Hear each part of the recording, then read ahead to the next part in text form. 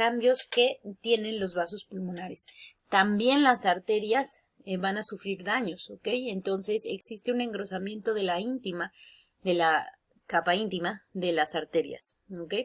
La muscularización de las arterias se ve engrosado, o sea, también se ven gruesas y pueden existir en fases iniciales, aunque también en ya avanzadas, ¿ok? Y se asocia a disfunción endotelial. Cuadro clínico, ¿cómo se presenta este paciente? Tiene tos crónica, la cual puede ser intermitente o presentarse todos los días o todo el día, pero con predominio matutino. Hay expectoración y hay disnea progresiva, persistente y empeora. Para que tú digas que es una disnea hay 3 grados, digámoslo así. Disnea de esfuerzos leves, de medianos esfuerzos y de esfuerzos graves. ¿Ok? O de severos esfuerzos. ¿Qué es esto? Leve, o sea, porque aunque tú te levantes de tu silla, cama, lo que sea, ya te está costando respirar, ¿ok? Porque camines 3 pasos, ya te está costando respirar. Ahora, de severos es, por ejemplo, en el ejercicio. Y de moderados es a lo mejor que camines 2 o 3 cuadras, eso ya es moderado, ¿ok? Y ya hay disnea. Aquí, al inicio del EPOC, se puede presentar desde lo básico, o sea, se puede presentar desde lo severo. O sea, de que hagas ejercicio y te dé disnea, pero hay que evaluar que no sea algo normal. ¿Va? Y de ahí hasta que llegues a un punto con que ni siquiera te puedas levantar de donde estás sentado porque te ocasiona disnea. Puede haber ortopnea, que sucede por debilidad o disfunción muscular del diafragma. Puede haber sibilancias, que son durante las exacerbaciones con el frío o el ejercicio, y pérdida de peso. Cuando hablamos de pérdida de peso o anorexia es porque tenemos un mal pronóstico. Ortopnea, niños, significa que te va a costar respirar cuando te encuentres de cúbito. Exploración física. Podemos encontrar cianosis central, que son alteraciones en el intercambio gaseoso. Ok, es importante que sepan esto. Esto ya lo vimos en fisio de cardio. Recuerden que hay una hematosis, un intercambio gaseoso, pero no está entrando suficiente aire. Entonces puede haber una cianosis central, debido a eso. El tórax en tonel, que les decía yo al inicio, que es una hiperinflación, o sea que el alveolito, el pulmón, está lleno de aire y que no lo puede sacar, ¿ok? O que se queda con el aire adentro, digámoslo así. Respiración con labios fruncidos, que es una característica que se presenta en el enfisema. Respiración rápida y superficial porque, repito, no está entrando adecuadamente ese aire. ¿Ok? Uso de los músculos accesorios de la respiración, por ejemplo, del escaleno y el esternomastoideo. Los músculos respiratorios, los normales, digámoslo así, son los intercostales y el diafragma. Cuando nosotros estamos hablando de que estamos haciendo uso o se ve el uso marcado de los músculos accesorios, es porque tanto los intercostales como el diafragma no me está haciendo suficiente. Respiración paradójica, hay retracción de la pared abdominal durante la inspiración. Si tú metes aire, obviamente, si tú inspiras, obviamente el tórax se agranda y el abdomen, en realidad, lo normal, digámoslo así, es que se haga hacia, como te explico, hacia adentro, digámoslo de alguna forma, ¿ok? Pero aquí existe eso, es una respiración paradójica, aquí pasa lo contrario.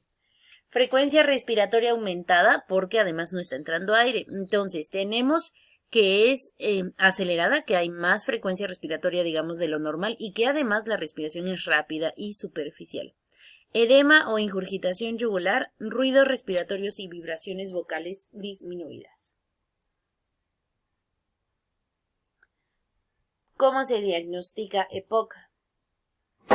Primero, su triada, digámoslo así, sus características es tos, expectoración, disnea, ¿ok? Y cuando obviamente hacemos una historia clínica y checamos con el paciente que ha tenido exposición a factores de riesgo, que fume, que repito, que viva o que esté en constante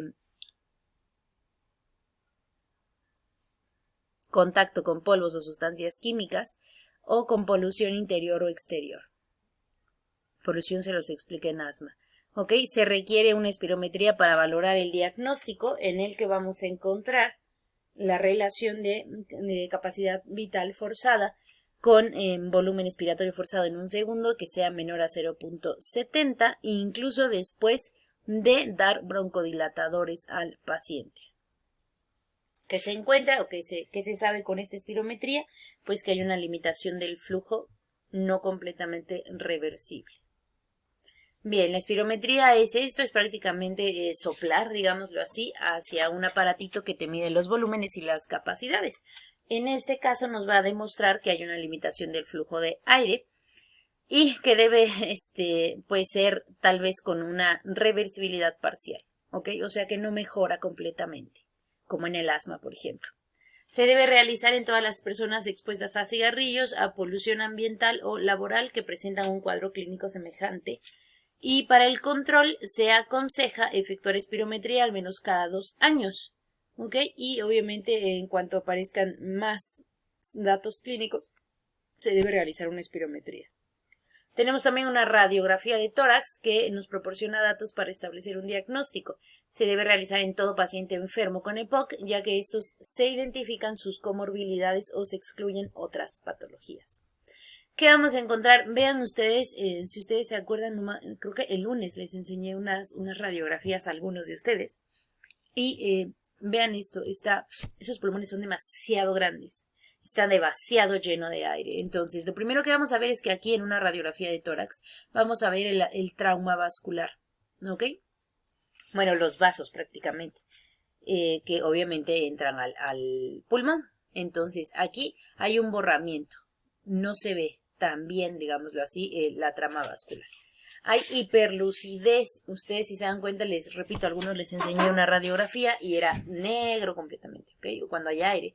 Cuando se dice que hay hiperlucidez, que ustedes se dan cuenta es que está más blanquito de lo normal. Aplanamiento del diafragma. Realmente el diafragma se ve en cúpula, así, en cúpula, y aquí está ligeramente aplanado. ¿Ok? Y hay mayor volumen pulmonar, que es lo que les decía al inicio, hay unos pulmonzotes.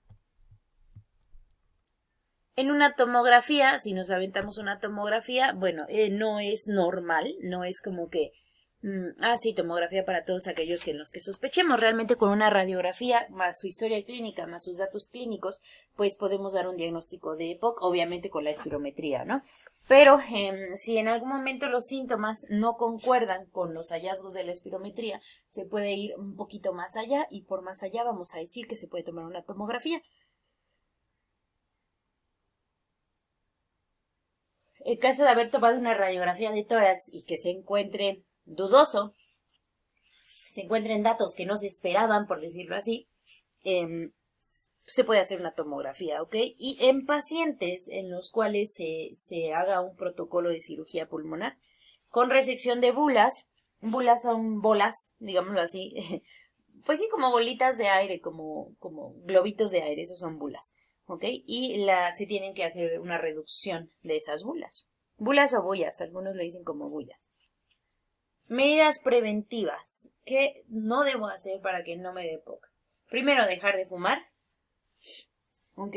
Tener el uso continuo de aerosol nasal o de algunos parches. Obviamente también verificar sobre todo la ocupación, a qué te dedicas, en dónde estás, en dónde vives.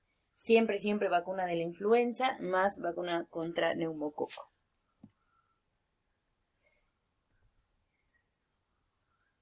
Tratamiento. Broncodilatadores. ¿Ok? Siempre, siempre se va a buscar que ese daño en el cierre o ese cierre de los bronquios, pues obviamente se limite, se vuelvan a abrir. Entonces, tenemos anticolinérgicos, los cuales disminuyen la contracción del músculo liso, precisamente de los bronquios, al antagonizar el tono colinérgico endógeno. O sea, sencillo o más fácil, disminuye la contracción del músculo y quédense con eso. ¿Ok? Tenemos dos tipos de acción corta, como que también se los platiqué en asma. Tenemos, por ejemplo, bromuro de ipratropio. Y tenemos de acción prolongada, que es bromuro de ipratropio, pero con receptores en M1 y M2. Bueno, eso mejor se los explico en la clase para que me entiendan un poquito más. ¿Ok? Tenemos agonistas beta 2 adrenérgicos, los cuales nos interesan porque relajan el músculo liso de la vía aérea al estimular los receptores beta 2 adrenérgicos. Por ejemplo, salbutamol, terbutalina, fenoterol y salmeterol, que de hecho esos también los podemos ocupar en asma, por ejemplo. Tiene otros efectos, bloquea los mastocitos, que si ustedes se acuerdan, los mastocitos son aquellos que liberan histamina. Crean una vasodilatación pulmonar y una mejoría de la función ciliar. Además de que si es inhalatorio, tiene efectos secundarios como temblor y taquicardia, ¿ok? O sea, para tenerlo en cuenta, digámoslo así. También podemos hacer uso de glucocorticoides, donde se indica en pacientes que tienen una mejoría en el volumen expiratorio forzado 1 con el medicamento durante las exacerbaciones y recaídas frecuentes. Puede ser inhalado, tenemos beclometasona, budesonida, fluticasona o triamcinolona, o sistémicos como prednisona, metilprednisona e hidrocortisona.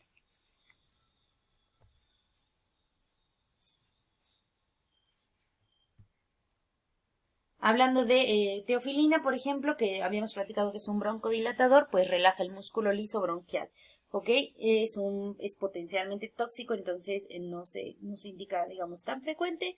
Y hay un aumento de la contractilidad diafragmática, náuseas, taquicardia y temblores como efectos secundarios. También podemos apoyar al paciente con oxígeno, que está indicado en hipoxemia en reposo, de hecho. Pacientes con EPOC, cuando ya está, digamos que crónico, muy avanzado el daño. Entonces, estos pacientes 2 son oxígeno dependientes. Hay pacientitos incluso que ni siquiera pueden estar sin su oxígeno, ¿ok? Son oxígeno dependientes. ¿Vale? Entonces, se puede indicar oxígeno incluso hasta más de 15 horas al día. Cuando el paciente se pone en reposo puede, digámoslo, cuando está acostado, sentado por un largo tiempo, incluso puede estar sin su oxígeno, pero la mayoría de ellos cuando ya es evolución, cuando ya es pues sí, una marcada evolución, ya necesitarán oxígeno. Antibióticos en caso de colonización de patógenos. No a todo mundo se le va a dar antibiótico, ¿ok? Pero recuerden que cuando tenemos un daño pulmonar, puede ser que secundario a ello tengamos infecciones, sobre todo Streptococcus pneumoniae, que era el principal agente en neumonías, ¿ok? Haemophilus influenzae, Moxarella catarrhalis. Bueno, se le puede dar tratamiento con cualquier antibiótico, desde amoxicilina con clavulanato hasta irnos hasta moxifloxacino, hasta cipro, telitromicina o incluso hasta ceftria. Bien, oxigenoterapia. ¿Para qué le va a ayudar al paciente su oxígeno o ser oxígeno bueno, ellos son oxígeno dependientes, por lo tanto hay que dar oxigenoterapia, ¿ok? Aumenta la sobrevida de los pacientes con EPOC grave y con insuficiencia respiratoria. Se recomienda usar, como les decía hace rato, hasta 15 horas al día. El objetivo es mantener una presión de oxígeno mayor a 60 y una saturación de oxígeno mayor a 90%. Ahora, es difícil. Los pacientes con EPOC crónico, me refiero a que larga evolución o digámoslo así, graves, estos pacientes difícilmente van a llegar a 90, ¿ok? Son pacientes que saturan 82, 85 como máximo. Es difícil que lleguen a 90. Recomendaciones, entonces, recuerden, siempre que el paciente tenga una presión de oxígeno menor a 60, se le puede indicar, o una saturación menor a 88, ¿ok? Se debe evaluar si hay indicación de oxigenoterapia en todos los pacientes. Y el objetivo es incrementar la presión parcial de oxígeno arriba de 60, o sea, a nivel del mar, ¿ok? Y elevar la saturación mayor al 90%. Se recomienda un uso no menor a 15 horas al día, a algunos les digo hasta más tiempo. La oximetría de pulso puede usarse para excluir hipoxemia y ajustar los flujos de oxígeno. El estándar clínico para iniciar oxigenoterapia debe ser medir la presión parcial de oxígeno después de 30 minutos de respirar aire ambiente en una condición estable.